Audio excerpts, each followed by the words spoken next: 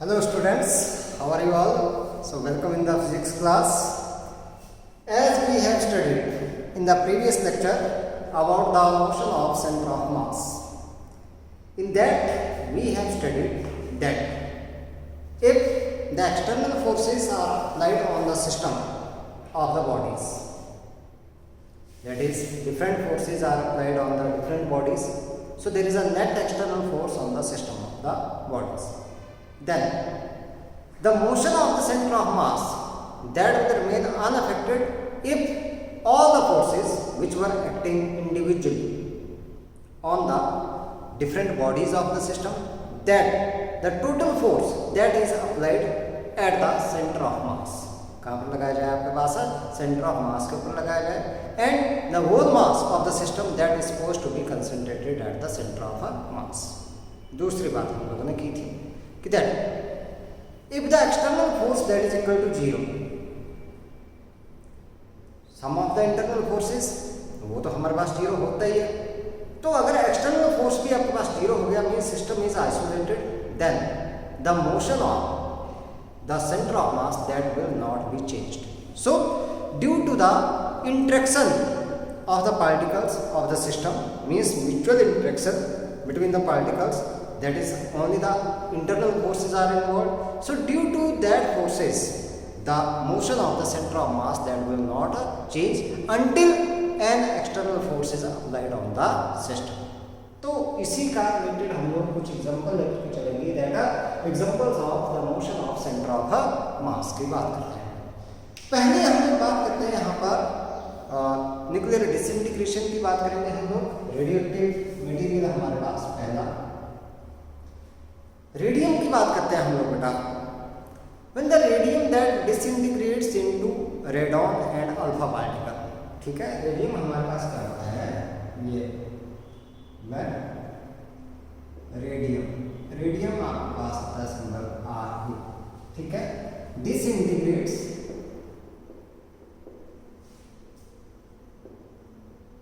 जो न्यूक्लियस है आपके पास, radium nucleus that disintegrates into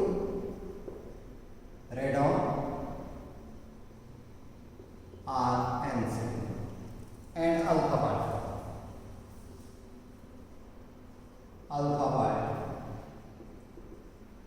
alpha particle हमारे पास ही आता है He, हीलियम न्यूक्लियस आपके पास, this is known as alpha particle, ठीक है.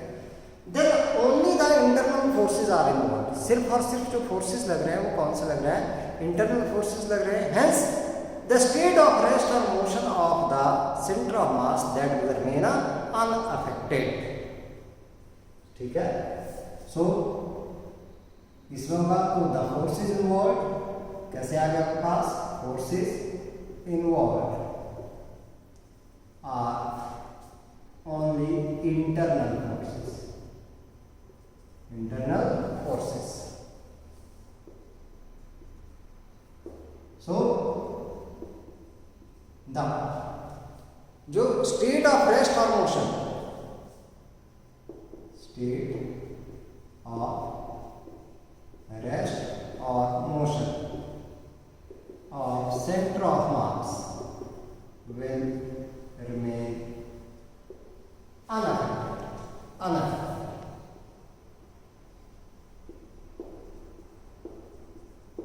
अब इसमें देखते हैं हम लोग, जैसे मान लो पहला केस मान लो करते हैं case 1, when radium nucleus is at rest. Before integration it is disintegration, it is at a rest. Disintegration से पहले किसमें है, ये रेस्ट में है. तो हमारे पास ये आ गया यहाँ,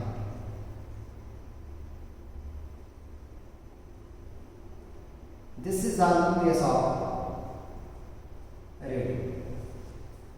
अब सेंटर ऑफ मास इसका यहाँ पर है, ये रेस्ट में है. सो मैं तो आफ्टर द डिसइंटीग्रेशन ये जो हमारे पास पार्टिकल्स निकलेंगे, एक न्यूक्लियस जो बनेंगे हमारे पास रेडॉन एंड हीलियम मतलब alpha particle, these will move, so these will move back to back so that the centre of mass of the system that will remain at rest. Back to back का मतलब आपके पास ऐसे चलेंगे ये, एक तो इस साइड को और एक आपके पास इस साइड को मूव कर इस तरह से।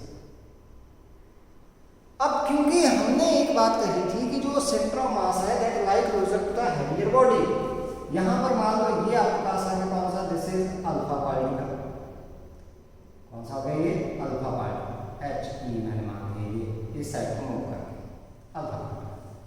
और यहां पर जो दूसरा है हमारे पास कौन सा, दैट इज रेडॉन। रेडॉन क्योंकि ये बिल्कुल आपके पास सेंटर ऑफ मास जो है that like closer to which one, that is a heavy body. तो रेडॉन जो है थोड़ा बड़ा है आपके पास, रेडॉन ये यहां पर, ठीक है। और ये मूव कर रहेगा कौन सी डायरेक्शन में, इन दिस डायरेक्शन, इस डायरेक्शन। इस तरीके से ये मूव करेंगे सो that the centre of mass जो सिस्टम का that will remain at a rest of, it is not affected. तो ये हमारे पास आ गया एक एग्जांपल, ठीक है। अगर मान लो हमारे पास हमने दूसरा केस मान लिया, कौन सा, केस सेकंड, इसमें किसमें मूव करके बेटा ये back to back, back to back हमारे पास। केस सेकंड मान लिया हम लोगों ने, कौन सा, case second when radium is initially moving along straight line with uniform velocity।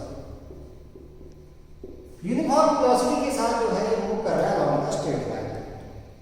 तो मान लो हमारे पास ये ऐसा, ये स्ट्रेट लाइन में, इसके अलावा जो है आपके पास ये मूव कर रहा है इनिशियली क्या, रेडियम, दिस इज रेडियम। इसका centre of mass that is also moving in this direction, ऐसे। अब क्या होगा, जैसे ही ये डिसइंटीग्रेट हो गया, यहां से आपके पास आ गया बेटा एक साइड तो आएगा आपके पास कौन सा, alpha particle,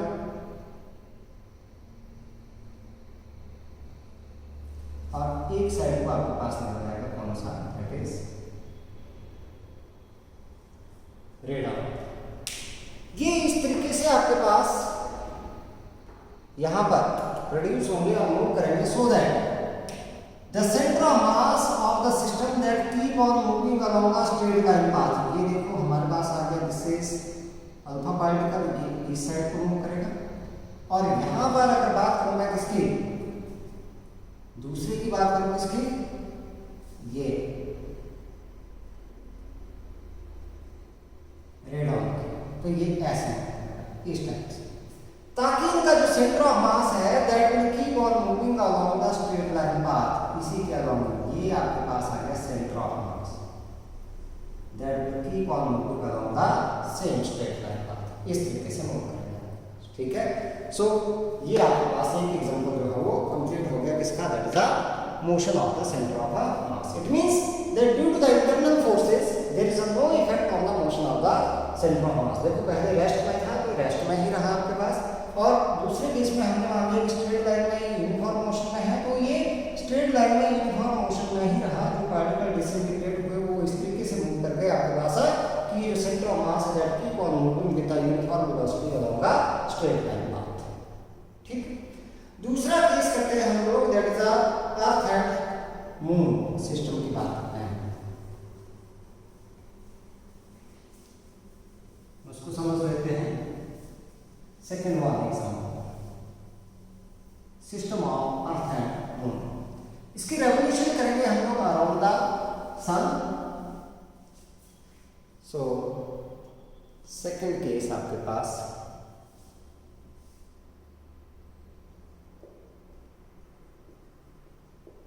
system of earth and moon. देखो हमारे पास जो अर्थ है that revolve around the sun in the elliptical orbit and moon revolve around the earth in the circular orbit. ये हमारे पास मान लो अर्थ का ऑर्बिट मान लिया मैंने,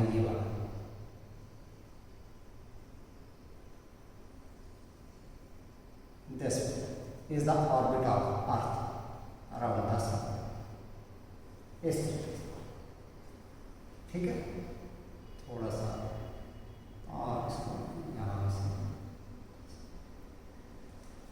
इस तरीके से हमारे पास ये ऑर्बिट।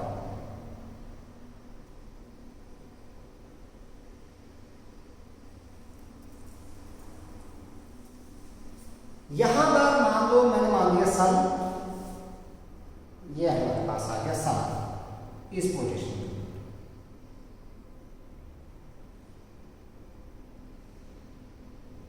सन की पोजीशन आ गई ये। अर्थ एंड मून जो है आपके पास सिस्टम, दोनों की बात करें अगर हम लोग, जो अर्थ है आपके पास वो तो इलिप्टिकल ऑर्बिट में घूम रही है, और मून जो है that is moving around the earth in a circular orbit. तो मैंने क्या मान लिया, and both earth and moon system these are revolving around a common centre of mass. ये दोनों किसके अराउंड रिवॉल्व कर रहे हैं, around a common centre of mass. So हम लोगों ने ये अर्थ के लिए मान लिया, ये ऐसे यहाँ पर बात करूँ मैं, और यहाँ ये मून की मैंने मान ली ये रेवोल्यूशन 4 ऐसे, ये मान ली मैंने अर्थ, दिस इज अर्थ। और इससे बिल्कुल अपोजिट डायरेक्शन में हमने ये ले लिया, क्योंकि सेंटर ऑफ मास जो है वो यहाँ पर आएगा आपके पास, this is centre of mass, तो इससे बिल्कुल अपोजिट डायरेक्शन में ये मैंने ले लिया मून। ऐसे ये ऐसे रिवॉल्व कर रहे हैं, so that the centre of mass, ये है आपके पास क्या, centre of mass, this one centre of mass, that is moving in a elliptical orbit around the sun. ऐसे मूव करें, सेंटर ऑफ मास इस तरीके से मूव करें। अब as the earth is heavier than that of moon, earth क्या है, देखो हमारे पास क्या है, due to the gravitational force of the sun the centre of mass of earth and moon system that describe a vision path, that is a elliptical path around the sun. The mass of the earth is very large in comparison to that of moon. Earth is almost 100 times heavier than that of moon. 100 गुना ज्यादा भारी है इससे as comparison to that of a moon. So center of mass that lie closer to the heavier body. So the center of mass of earth and moon system that lie itself only on the earth. किसके ऊपर लाई करता है बेटा आपके पास, अर्थ के ऊपर ही लाई कर जाता है, बाहर नहीं करेगा आपके पास, कहाँ पर कर जाएगा, ऑन द अर्थ। ये मैंने बाहर दिखाया, लेकिन ये कहाँ पर, अर्थ के ऊपर ही लाई कर जाता है। तो अर्थ तो अपनी एक्सिस के अराउंड यहाँ पर घूमती रहेगी, और मून जो है that keep on revolving around the earth in the circular orbit. इस तरीके से आपके पास ये घूमते रहते हैं, और ये अर्थ आपके पास that describe visual path that is a elliptical path around the sun. So this is what that is a system of earth and moon. बात करते हैं बाइनरी स्टार्स की। अब ये बाइनरी स्टार्स क्या हुए हमारे पास, बाइनरी स्टार्स थर्ड आ गया हमारे पास, कौन से, बाइनरी स्टार्स। बाइनरी स्टार्स में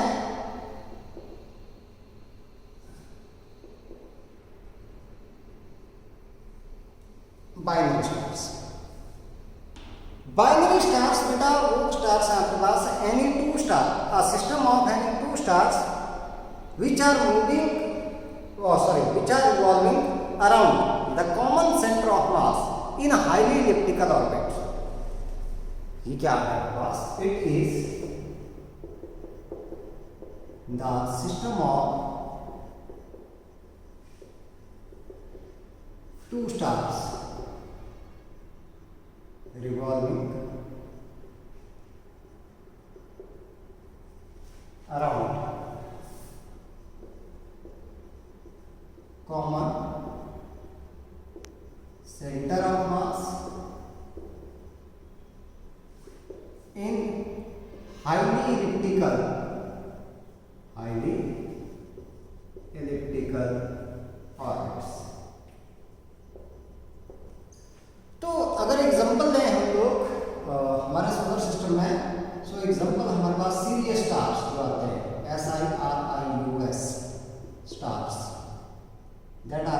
examples of a that is the example of a binary stars. अब ये स्टार हमारे पास करते कैसे हैं रिवॉल्व, देखते हैं हम लोग थोड़ा सा। एक के लिए मैंने ये बना दिया यहाँ से इलिप्टिकल ऑर्बिट, दूसरे के लिए मैंने ये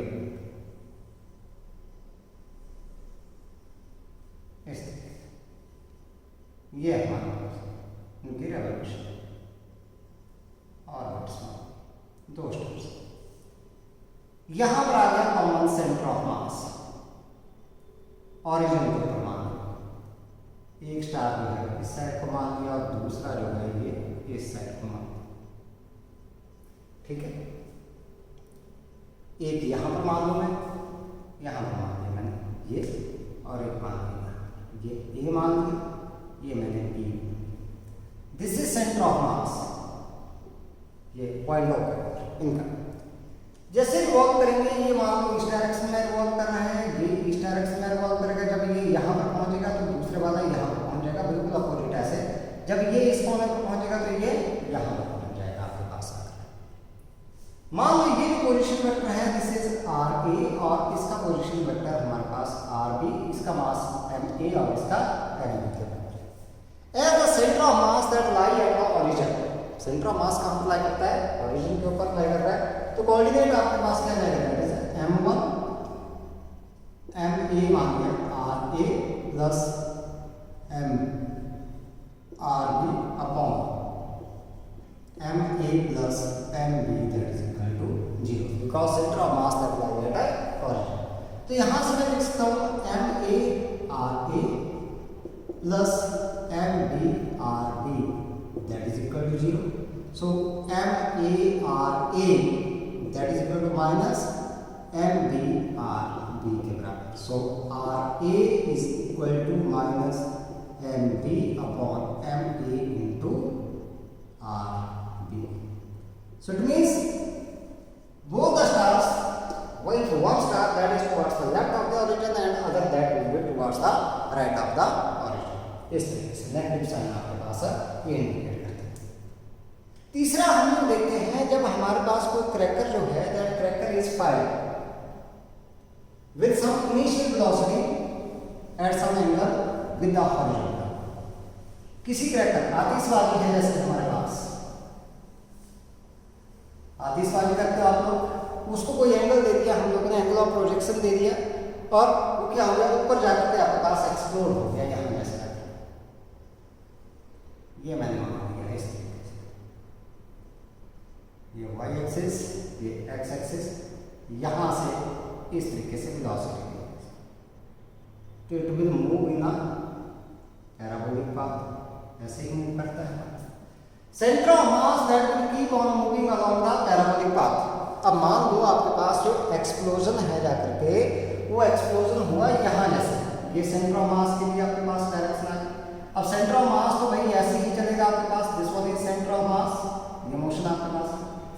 अब यहाँ पर मान लो आपके पास एक्सप्लोजन हो गया, क्रैकर का यहाँ पर एक्सप्लोजन हो गया जाकर के। सो द डिफरेंट फ्रेगमेंट्स जो है आपके पास, वो अलग अलग डायरेक्शन में आपके पास जाएंगे। तो यहाँ से आपके पास कुछ फ्रेगमेंट जो है इस साइड को चले जाएंगे आपके पास, कुछ फ्रेगमेंट जैसे मान लो यहाँ जैसे आपके पास एक्सप्लोजन हो गया, कुछ जो है वो ऐसे जैसे आ जाएंगे आपके पास फ्रेगमेंट्स। लेकिन जो सेंटर ऑफ मास है that will keep on moving along the parabolic path, ये उसी पाथ से आपके पास क्या करता जाएगा, मूव करता जाएगा, because the forces involved are only the internal forces. Forces कौन से हैं बेटा आपके पास है, internal forces and no external force that act on the system. Hence what happens that the centre of the mass that will keep on moving along the parabolic path, जो इसकी trajectory, ठीक है, जो प्रोजेक्टाइल की आपके पास आती है। तो ये हमारे पास कुछ एग्जांपल्स थे किसके, motion of centre of the मास। अब हम लोग थोड़ा सा चलेंगे पुराने कंसेप्ट से बेटा, जो हम लोगों ने पहले का रखा है, मोशन अलॉन्ग स्ट्रेट लाइन, और sorry motion in a plane, जो चैप्टर किया था हम लोगों ने, उसमें हम लोगों ने किया था angular velocity and angular acceleration. उनके बारे में हम लोग आज फिर से डिस्कस करेंगे यहाँ पर थोड़ा सा। सो बात करते हैं हम इसकी एंगुलर वेलोसिटी।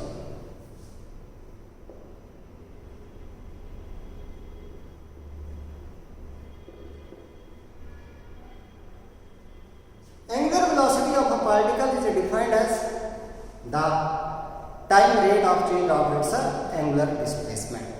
यही था हमारे पास. So angular velocity of a particle is defined as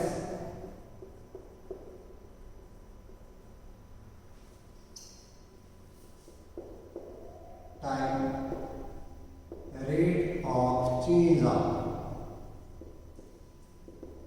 its angular displacement. मान लो हमारे पास कोई रिजिड बॉडी हम लोगों ने ये मान ली,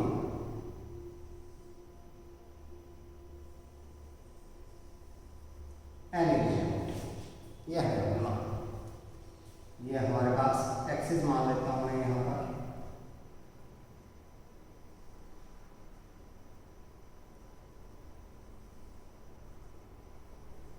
This is x-axis, this is y-axis, this one is z-axis, and body is rotating about the z-axis. तो क्या होगा हमारे पास कि that all the particles, क्योंकि रोटेशनल मोशन आपके पास आ गया बॉडी का, so the particles these will rotate or move in the circles with the planes perpendicular to the axis of rotation and their center that lie on the axis of rotation. तो मैंने कोई particle मान लिया यहाँ पर, उसका motion की बात कर रहा हूँ मैंने, ये इस तरीके से सर्कुलर पाथ को डिस्क्राइब कर इस तरह से. इसके रेडियस आर, मान लो इनिशियली ये पॉइंट P के ऊपर है, after time delta T it reaches at Q by making angle delta theta. यहाँ पर बना दिया इसने इतना delta theta. So angular velocity की बात करें अगर हम लोग omega, then it is equal to rate of change of angular displacement. This is angular displacement. अब when this delta t is very small, means it tends to 0. So omega angular velocity, that is limit delta t tends to 0, delta theta over delta t. हमें पता है जब भी हम लोग ये limit हटाते हैं तो डेल्टा का क्या बन जाता है, d बन जाता है. So this omega that is equal to d theta over dt. ठीक है. हमारे पास इसके SI यूनिट की बात करें तो SI unit of angular velocity, angle कहते हैं रेडियन और टाइम कहें सेकंड, तो आगे radian per second. It is a vector quantity. कौन सी क्वांटिटी है आपके पास, वेक्टर क्वांटिटी.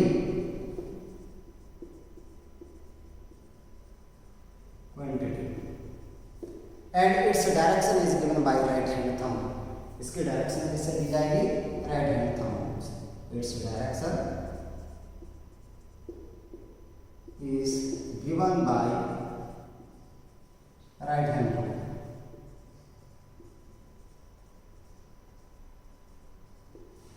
तो कैसे दी जाएगी, that keep the thumb of the right hand erect to the fingers, ऐसा रख दिया.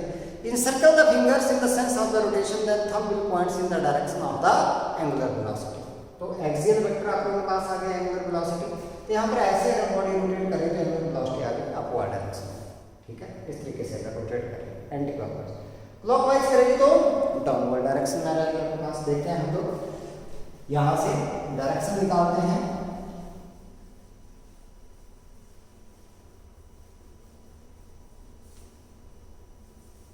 एंगुलर वेलोसिटी की.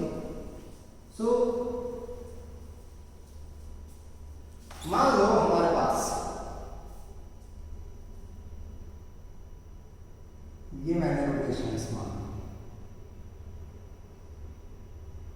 ये मान और एक रोटेशन मैंने यहाँ ये. ठीक, ये हमारे पास पॉइंट P है, ऑब्जेक्ट मूव कर गया यहाँ तक Q, एंगल डेल्टा थीटा, ये रेडियस है. अब यहाँ पर देखें आपके पास इस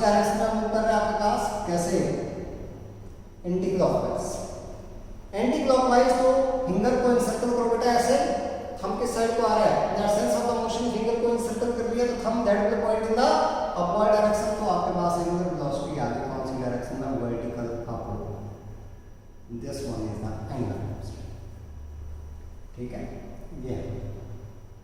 और अगर मान लो हमारे पास ये ऐसे ना हो करके इस तरीके से, दिस इज पॉइंट पी, यहाँ पर क्यों है हमारे पास एंगल इस साइड को डेल्टा थीटा, मतलब ये हमारे पास क्या है, this is the sense of rotation that is clockwise. क्या करो, फिंगर को इंसर्कल करो राइट हैंड की in the sense of the motion that thumb will points in a which one direction, that is downward direction, vertical down along the axis, so this is the direction of omega। मैं यहां से निकालूंगा relation between the linear velocity and angular velocity, ये निकाल सकते हैं हम लोग, relation between linear velocity and angular velocity, इन दोनों में निकालते हैं हम लोग रिलेशन।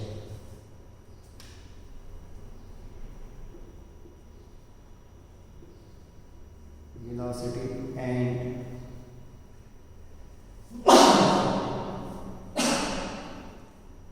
Angular velocity.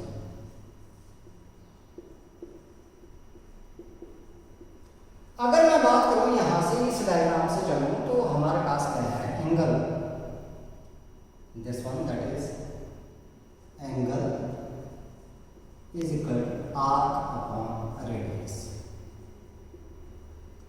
तो मैं यहां से निकालूं arc that is equal to angle into radius,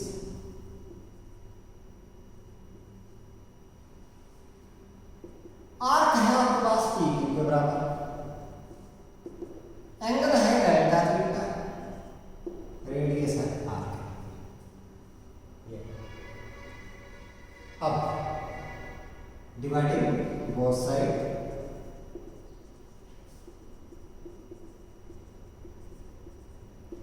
by delta t, so pq upon delta t that is equal to delta theta over delta t into r।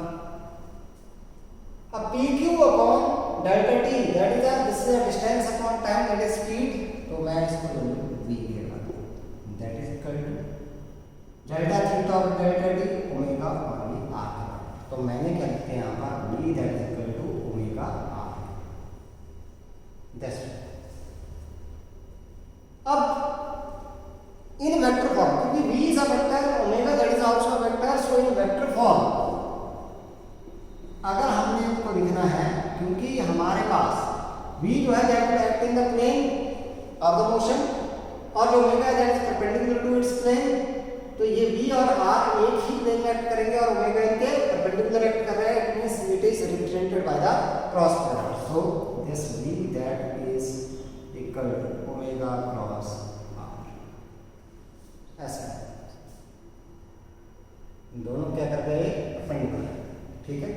सो यहां से अगर v की direction निकालूं, देखो इस पॉइंट के ऊपर मैं v की डायरेक्शन निकालूं, अलाउ द टेंजेंट आती है वैसे, ओमेगा की तरफ को फिंगर रखूंगा और r की तरफ को इंसर्कल करूंगा, ओमेगा क्रॉस r है तो यार इनटू द बेस, इसका मतलब हमारे पास v आएगा यहां पर ऐसे v, अलाउ द टेंजेंट, और यहां पर अगर मैं करूंगा p के ऊपर तो इस साइड को ओमेगा आ रहा है नीचे की तरफ को, नीचे है, और r है किस साइड को हमारे पास होगा,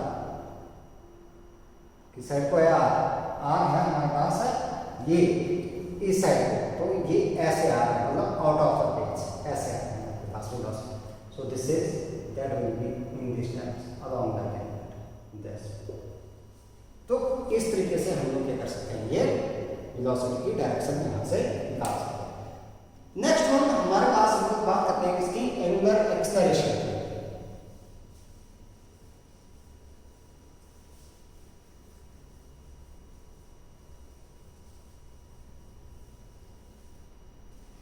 angular acceleration,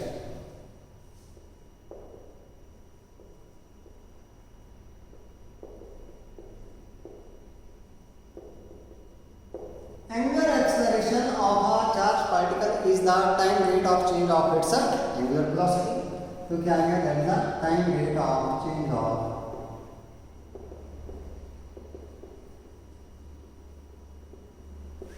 angular velocity, angular velocity इसका। So angular acceleration that is represented as alpha is equal to इसके बराबर दैट इज delta omega over delta t. अब when this delta t that tends to 0, मतलब it is very very small, बहुत ही छोटा है हमारे पास, तो अल्फा लिख सकते हैं हम लोग, that is limit delta T tends to 0 delta omega over delta T. जब ये लिमिट हटाएंगे तो हमारे पास क्या आ गया, डेल्टा का डी बन जाता है, so this is D omega over D T. It is again that is it is also a vector quantity as this omega is a vector quantity, so alpha that is also a vector quantity, so it is a vector quantity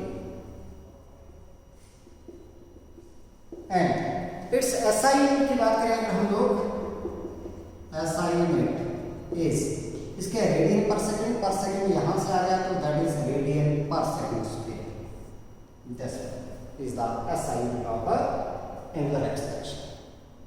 हम बात करते हैं relation between linear acceleration and angular acceleration, तो वो निकाल लेते हैं हम लोग रिलेशन।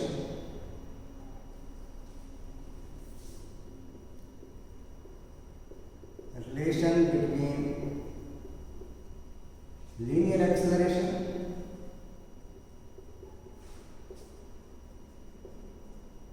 And angular acceleration. हमें पता है कि that this v is equal to omega r, differentiating both sides with respect to time, differentiating both sides with respect to time। किसके रिस्पेक्ट में करना है बेटा, हम लोगों ने टाइम के रिस्पेक्ट में करना है, ठीक है, with respect to time. So we will get this dv over dt that is equal to d omega over dt into r तो चेंज नहीं होगा टाइम के साथ, सो सिर्फ ओमेगा की dv over dt rate of change of linear velocity that is equal to linear acceleration, rate of change of angular velocity, angular acceleration और ये r। इन vector form अगर देखें हम लोग, इन vector form this A that is equal to alpha cross r, ये इस तरीके से हमारे पास ये रिलेशन, ठीक है। तो ये जो था हमारे पास किसके लिए, दैट इज एंगुलर वेलोसिटी कर रही हम लोगों ने, एंगुलर एक्सेलरेशन यहाँ पर कर लिया हम लोगों ने। आज के लिए हम लोग टॉपिक इतना ही रखेंगे, लेकिन कुछ क्वेश्चंस करते हैं हम लोग एनसीईआरटी बुक के, ठीक है। So let us start with the questions which are related to the centre of mass. Centre of mass से रिलेटेड आपके पास कुछ क्वेश्चंस हैं, उनको हम लोग स्टार्ट करेंगे कहाँ से, एनसीईआरटी बुक से स्टार्ट करते हैं, ठीक है बेटा। सो हम लोग स्टार्ट करेंगे यहाँ पर एग्जांपल से। एग्जांपल नंबर 7.1 देखते हैं क्या कंडीशन दे रखी है आपके पास। कोऑर्डिनेट सेक्शन में हम लोगों ने निकालने होते हैं, इसके सेंटर ऑफ मास के कोऑर्डिनेट्स हम लोगों ने निकालने हैं यहाँ पर। सो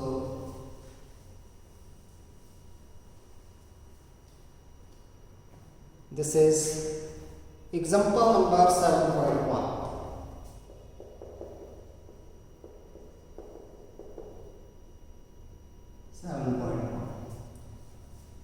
इसमें क्या किया गया है, we have to find the center of mass of a three particle at the vertices of an equilateral triangle. The masses of the particles are 100 gram, 150 gram and 200 gram respectively. Each side of equilateral triangle is 0.5 meter long. ऐसे है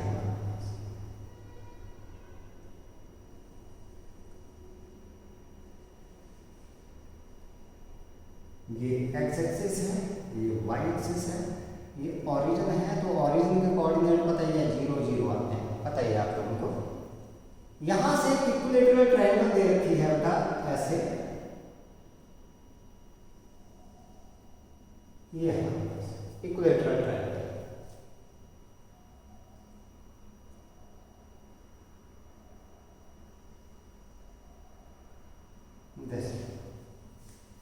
ये आपके पास O, this is A, ये length है 0.5 metre, तो ये भी कितने आ गए 0.5 मीटर, ये भी कितना आ गया 0.5 metre. This is point A, this one is point B। यहां पे बॉडी रखती है हम लोग ने A के ऊपर रखती है 100 ग्राम की, B के A के ऊपर 150 ग्राम और यहाँ पर रखती है 200 ग्राम। हमें चाहिए कोऑर्डिनेट्स निकालते हैं। कोऑर्डिनेट्स निकालेंगे हम लोग, देखो यहाँ पर इसके कोऑर्डिनेट तो सीधे निकल रहे हैं। एक्स कोऑर्डिनेट कितना आया 0.5 और वाई कोऑर्डिनेट आपके पास 0। इस बी के कोऑर्डिनेट निकालने की समस्या मैं यहाँ से मीडियन ड्रॉ करूँ तो सामने वाली साइड को क्या करेगा बाइसेक्ट करेगा ऐसे परपेंडिकुलर। तो इस पॉइंट के ये जो डी है, मैंने बी पॉइंट ले लिया इसको, इसके कोऑर्डिनेट देखिए यहाँ तक 0.025 हो गया, इसके कोऑर्डिनेट आ गए 0.25 और यहाँ पर 0। तो इसका मतलब इसका भी एक्स कोऑर्डिनेट आ गया आपके पास 0.25। हमें चाहिए Y coordinate point. So in triangle ये एंगल कितना है, इक्विलेटरल ट्रायंगल दे रखी है, this angle is 60 degree. So in triangle ODB, इस ट्रायंगल में देखते हैं इन ट्रायंगल ODB, देखो ये आ गया बेस और ये आ गया हाइपोटेन्यूज, ठीक है, बेस अपॉन हाइपोटेन्यूज। ये परपेंडिकुलर हो गई सामने वाली side.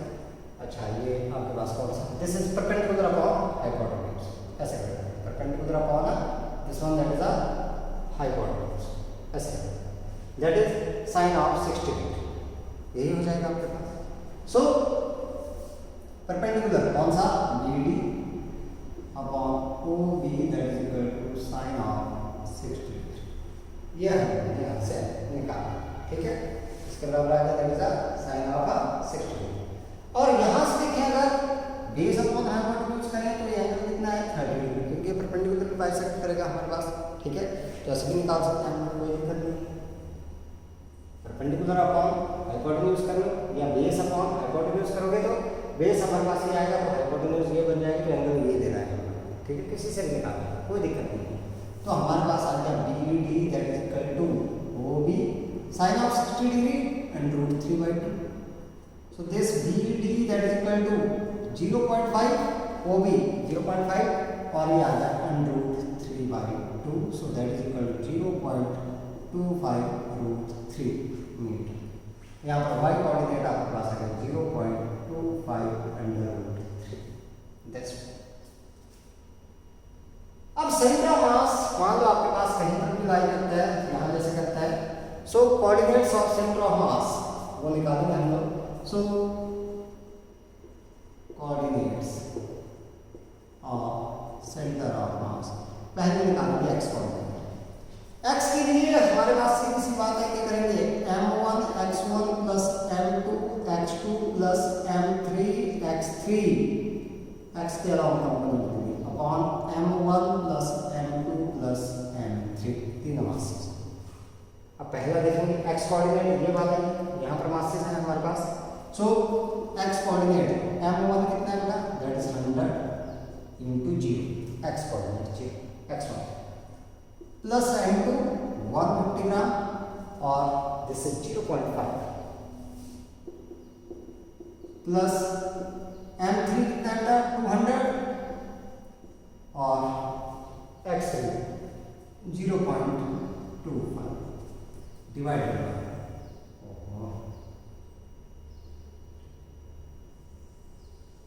Divided by m1 100 plus 150 plus 200। So x coordinate that will be equal to, ये तो हो गया 0 प्लस दिस इज 750, डेसिमल भी है तो हट जाएगा, तो 75 plus this is 50 upon this is 450, ये आपके पास है।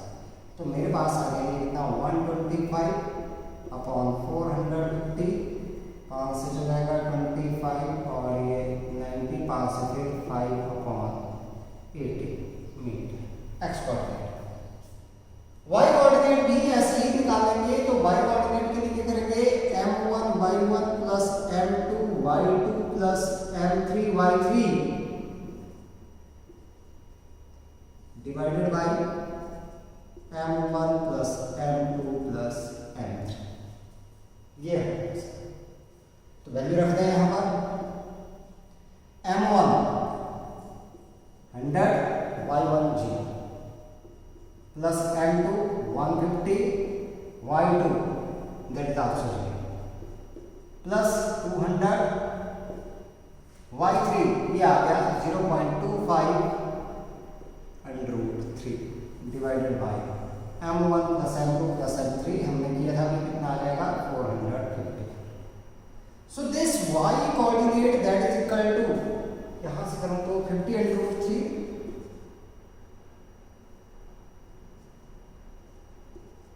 Divided by 450, so that is under root 3 by 9 metre. So the coordinates अगर हम लोग देखें, coordinates of center of mass are 5 upon 18 meter and under root 3 by 9 meter.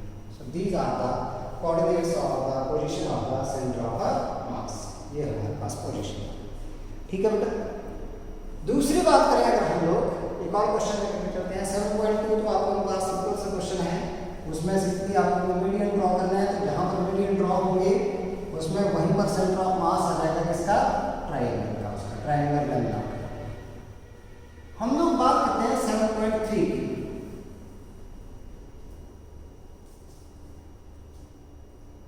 Example number 7.3।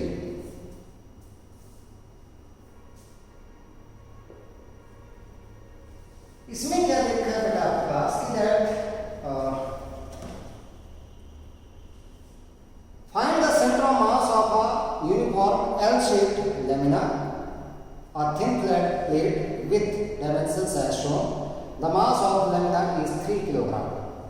3 kilogram है पूरा का पूरा जो मास है आपके पास, वो कितना है 3 किलोग्राम के बराबर, ठीक है। सो ये है हमारे पास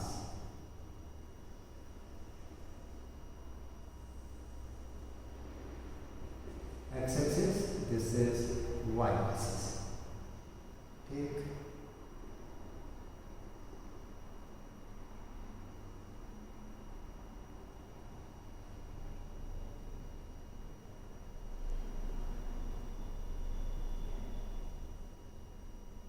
ये हमारे पास इस तरीके से, मैंने इसको 3 हिस्सों में बांट दिया। This is L shaped lamina. हमारे पास जो कोऑर्डिनेट्स दे रखे हैं, ये ओरिजिन दैट इज 0 0 1 की बात करें अगर हम लोग इसकी, that is point A that is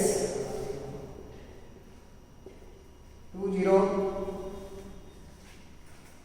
point B ये हमारे पास दे रखा है 1 मीटर। साइड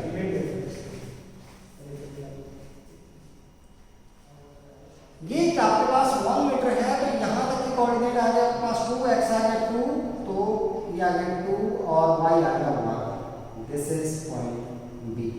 डी हमारे पास दे रखा है, ठीक है।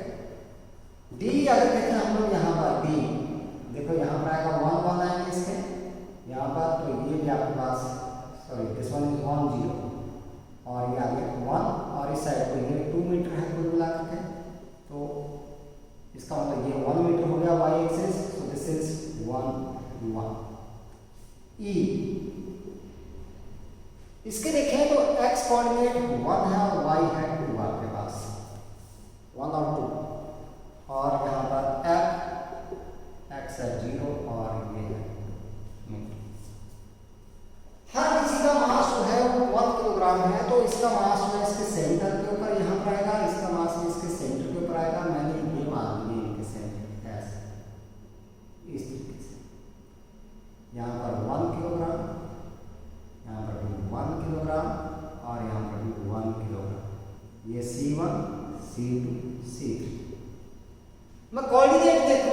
C1 के देखें बेटा तो यहाँ पर देखो ये आ रहा है 1 और यहाँ पर भी कितना आ रहा है इस साइड पर ये 0.5 और इस साइड पर 0.5 मतलब 1/2 और 1/2 ये कोऑर्डिनेट आ गए 1/2 1/2।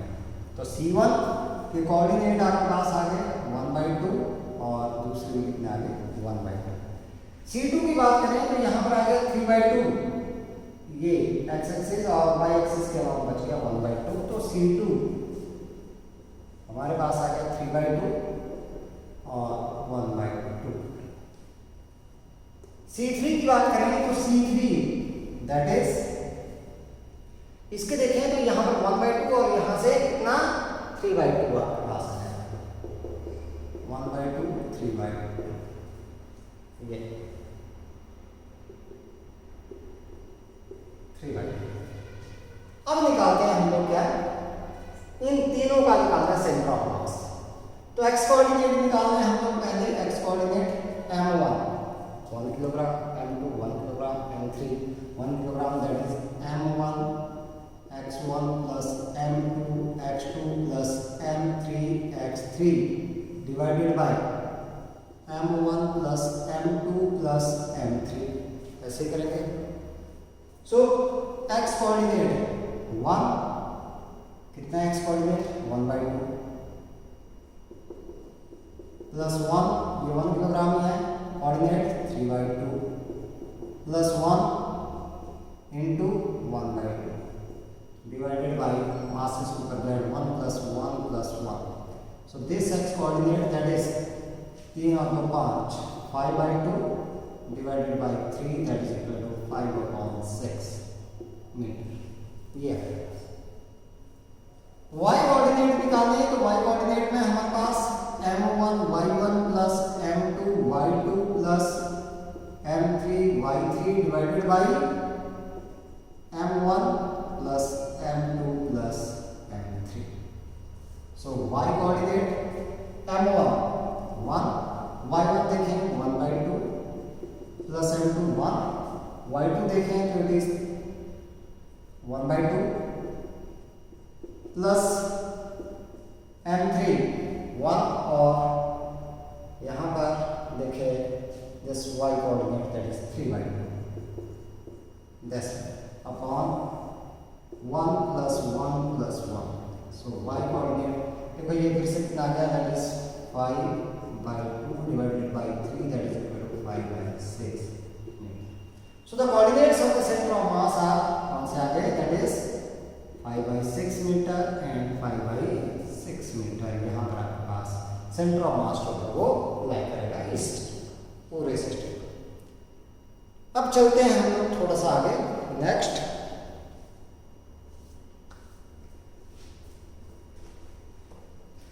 एनसीईआरटी का क्वेश्चन देख के चलते हैं हम लोग बताएगा।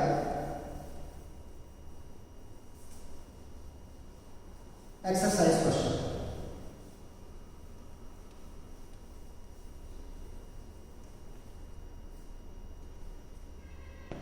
इसमें क्या बोला गया है हमारे पास देखो फर्स्ट क्वेश्चन आप लोगों ने कर लेना है। इसमें सिर्फ इतना ही पूछा गया है कि आपके पास give the location of centre of mass of sphere cylinder ring and cube पता ही आप लोगों ने क्या रखा है।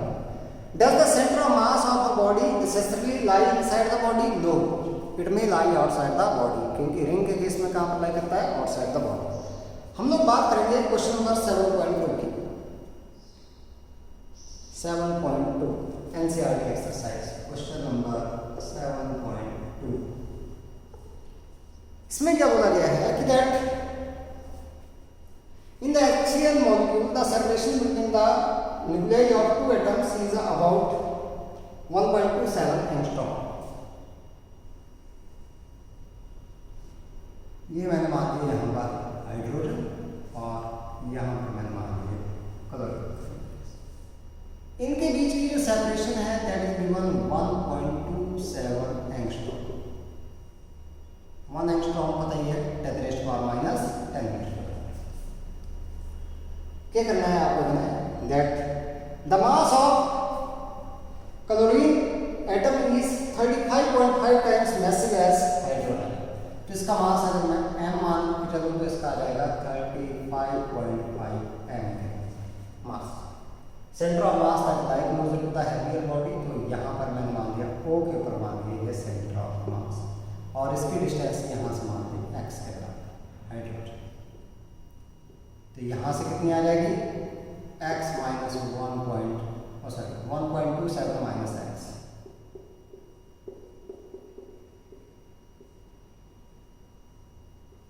ये बची। At centre of mass that lie eight origin, हमने लोकेशन निकाली इसके सेंटर ऑफ मास की। अभी सेंटर ऑफ मास कहाँ अप्लाई कर रहा है, ओरिजिन के ऊपर है, ओरिजिन के ऊपर ही मान लिया हम लोगों ने इसको, ठीक है। तो हमें पता है कि दैट m x प्लस दूसरा मास कितना है 35.5 m into 1.27 minus x upon m plus 35.5 m that should be equal to 0। ये 0, ये सारा 0 चला जाएगा, m यहाँ से कॉमन आएगा वो 0, तो x plus 35.5 into 1.27 minus x that should be equal to 0। ये 0 के बराबर है हमारे पास। अब यहाँ से अगर मैं x की वैल्यू निकालूं तो x that equal to minus 35.5 into 1.27 minus x, लेकिन हमारे पास क्या है, this negative sign just indicate that one molecule that is towards the left of the origin and one nucleus that is towards the left of the origin and other that is towards the right of the origin, मतलब एक atom जो है वो left की तरफ को है, दूसरा किसकी तरफ को है, राइट की तरफ को है। सो नेगेटिव साइन से कितना ही इंडिकेट करता है। सो हम लोग क्या बोलेंगे, negative sign indicate that H atom is left of origin, ये नहीं। तो मैं सिर्फ मैग्नीट्यूड लूंगा x इक्वल टू कितना, वैसे मैग्नीट्यूड में डिस्टेंस देखें तो ये आ जाएगा 1.27 माइनस x, ये माइनस साइन नहीं देना मिलेगा, नहीं तो गड़बड़ हो जाएगा। इसको अगर मैं मल्टीप्लाई करूं तो आ रहा है मेरे पास 45.085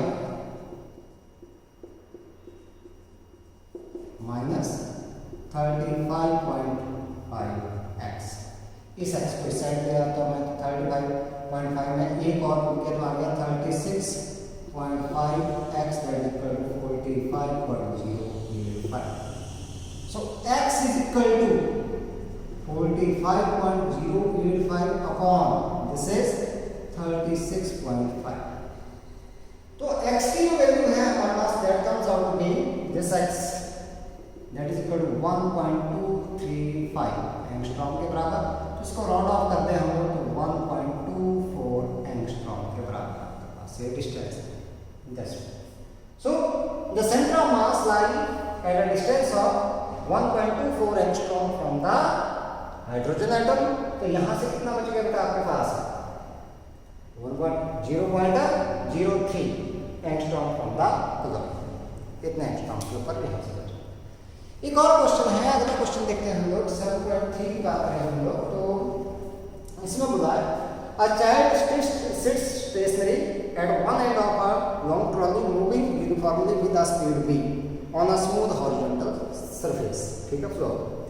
if the child gets up and run about the trolley in any manner, what is the speed of the centre of mass of the trolley plus child system. देखो अब इसमें भी बात वही आ रही है, trolley is moving on the smooth floor with a uniform velocity as the child that get up and move inside the trolley, so the forces involved are only the internal forces which does not change the state of motion of the center of mass of the child plus a trolley system. Hence the center of mass that will keep on moving with the initial velocity v, उसी के साथ क्या करता जाएगा, move करता जाएगा। तो आज के लिए बेटा इतना ही है, हमने आज इतना करना है, बाकी टॉपिक हम लोग चलेंगे ओके नेक्स्ट जो आपका अगला लेक्चर आएगा नेक्स्ट लेक्चर में, ठीक है। So till then thank you and have a nice time.